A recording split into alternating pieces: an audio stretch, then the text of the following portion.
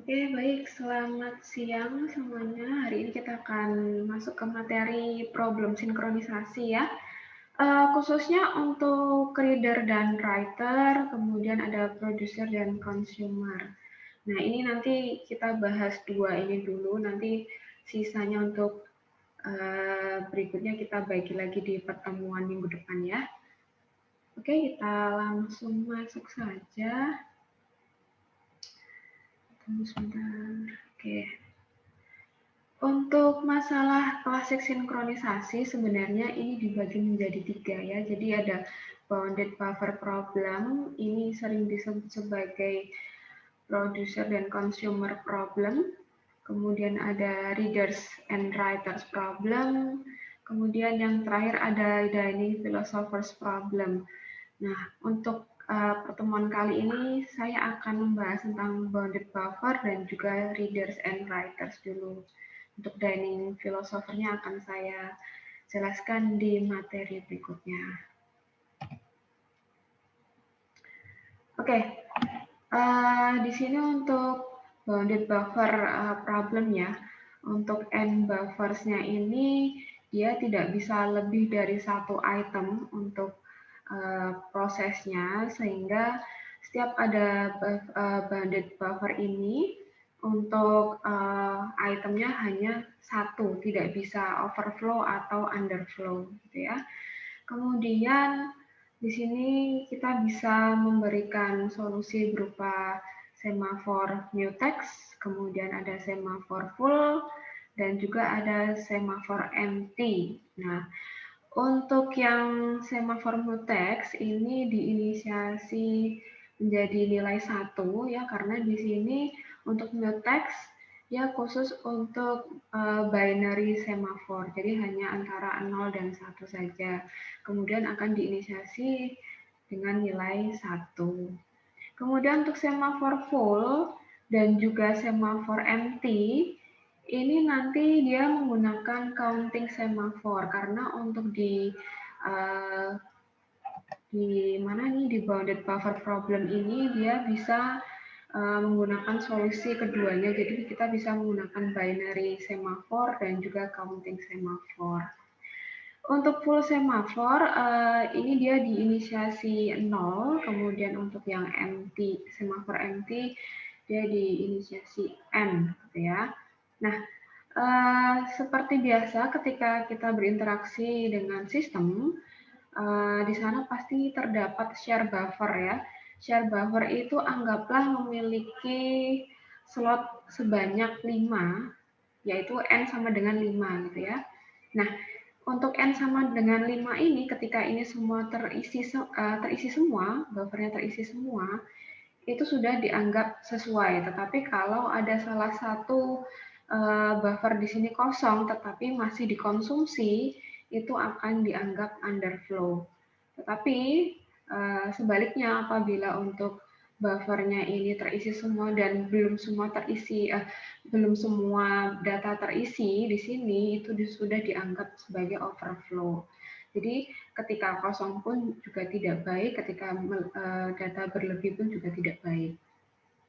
Oke, kita lanjut dulu ya. Untuk bounded buffer problem, ini bisa disebut sebagai producer consumer problem ya. Jadi ini adalah struktur data untuk menampung buffer suatu nilai di mana kapasitasnya memiliki n tertentu. Kemudian masalah bounded buffer ini merupakan salah satu masalah yang menerangkan sinkronisasi antara proses-proses yang berjalan secara konkuren untuk mengakses data yang sama. Ya.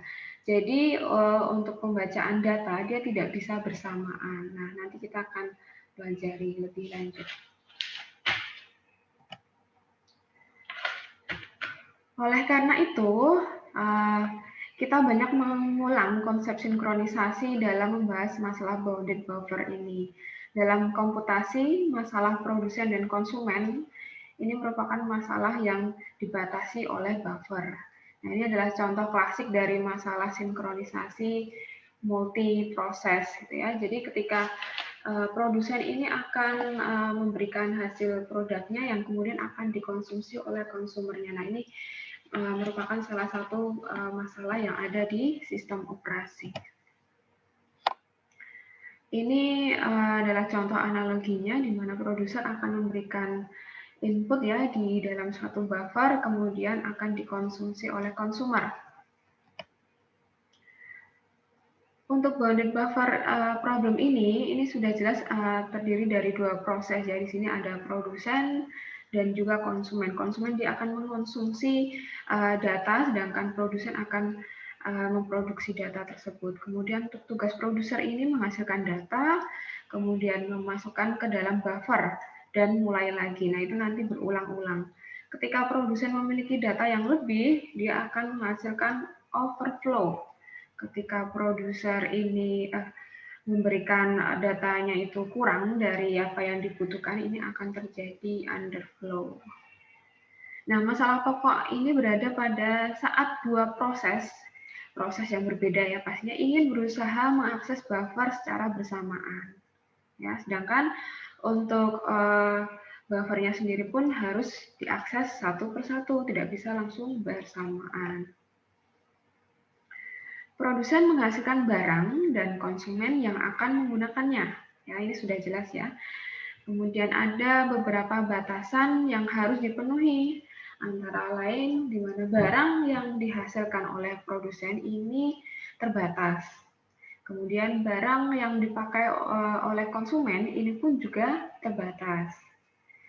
Lalu konsumen hanya boleh memproduksi barang jika konsumen sudah kehabisan barang, jadi tidak boleh overflow ya. Jadi untuk hasil dari data dari produsen tersebut harus sesuai. Oke, kita lanjut dulu. Nah, solusinya apa? Untuk bounded buffer problem ini memiliki solusi, yaitu produsen dapat membuang data jika buffer telah penuh. Ya, jadi produsen ini boleh membuang data jika buffer telah penuh karena nanti akan terjadi overflow. Kemudian konsumen ini bisa menghapus data dari buffer dengan memberitahu produsen untuk mulai mengisi buffer lagi. Jadi konsumen ini memiliki kemampuan untuk memberitahu kepada produsennya bahwa produsen harus mengisi lagi, harus memproduksi lagi ya, karena ada buffer yang sudah kosong. Konsumen dapat menemukan buffer yang kosong. Apabila konsumen tetap mengonsumsi buffer kosong tersebut, akan terjadi underflow. Ya, jadi konsumen bisa secara langsung memberitahu ke produsen bahwa buffer ini kosong, sudah harus diisi lagi dan diulangi lagi. Konsep semafor dapat menyelesaikan masalah tersebut yang sudah saya sampaikan tadi ya. Jadi ada semafor full, semafor empty, dan juga semafor mutex. Nah, untuk semafor mutex ini memang digunakan untuk supaya memberikan writer ya, writernya itu memberikan proses supaya dia writernya itu tidak bisa diganggu gugat dengan proses yang lainnya. Jadi writer ketika memang dia harus produsen apabila memang harus melakukan produksi itu tidak bisa diganggu gugat lagi. Nah, itu tadi adalah bounded buffer problem ya. Kemudian kita masuk ke readers and writers problem. Nah, ini juga merupakan salah satu dari masalah klasik ya yang terjadi di sistem. Jadi nanti sebenarnya untuk readers dan writers problem ini terdiri dari 4 masalah, yaitu ketika data akan diakses bersamaan dengan reader lainnya. Jadi reader dengan reader. Itu yang pertama. Kemudian yang kedua, problem yang kedua adalah writer dengan reader akan mengakses data secara bersamaan. Itu juga tidak bisa. Kemudian ada lagi ketika writer dibarengkan dengan writer dengan writernya tadi ya, dengan readernya. Kemudian ketika writer dijadikan satu dengan writer itu juga tidak bisa, sehingga harus satu persatu untuk bisa mengakses data tersebut. Kemudian untuk datasetnya, ya di sini Pasti memiliki shared data ya. Shared data di sini memiliki dataset, kemudian juga memiliki semafor RW mutex. Ini diberikan untuk memproteksi dari read count-nya. Kemudian ada semafor mutex, itu fungsinya sama seperti di bounded buffer problem itu tadi, dan diinisialisasi 1. Kemudian ada integer read count, ini diinisialisasi sebagai 0 untuk melihat jumlah reader, berapa reader yang mengakses dataset tersebut. Nah, ini untuk fungsinya ya, read count-nya ini. Kemudian diinisialisasi nilainya 0. Kumpulan data dibagikan di antara sejumlah proses secara bersamaan ya. Di sini ada reader dan juga ada writer. Reader hanya membaca kumpulan data, jadi dia tidak merubah data apapun dan dia tidak melakukan apapun, tidak memberikan pembaruan apapun, hanya membaca data saja. Sedangkan untuk writer, dia memiliki fungsi untuk membaca dan juga menulis. Ya, jadi ini adalah perbedaan dari reader dan juga writer. Nah, permasalahannya apa? Di sini permasalahannya apabila mengizinkan multiple readers untuk membaca pada saat yang bersamaan. Sedangkan hanya satu penulis saja yang dapat mengakses data bersama pada saat yang sama. Ya, nah, jadi ketika ada readernya lebih dari satu, itu akan menjadi masalah. Ya. Nah, masalah readers dan writers ini seperti yang telah dikatakan di atas, bahwa inti dari permasalahan ini adalah adanya beberapa pembaca dan penulis ya. Jadi secara bersamaan gitu ya. Untuk membaca atau menulis data itu sangat menjadi masalah di sistem operasi. Kemudian dia ingin mengakses suatu berkas secara simultan. Kemudian sebagai syarat bahwa data yang terkandung dalam berkas tersebut tetap konsisten, maka setiap kali berkas tersebut ditulis, maka hanya ada boleh maksimal satu penulis yang akan menulisnya, tidak bisa lebih dari satu.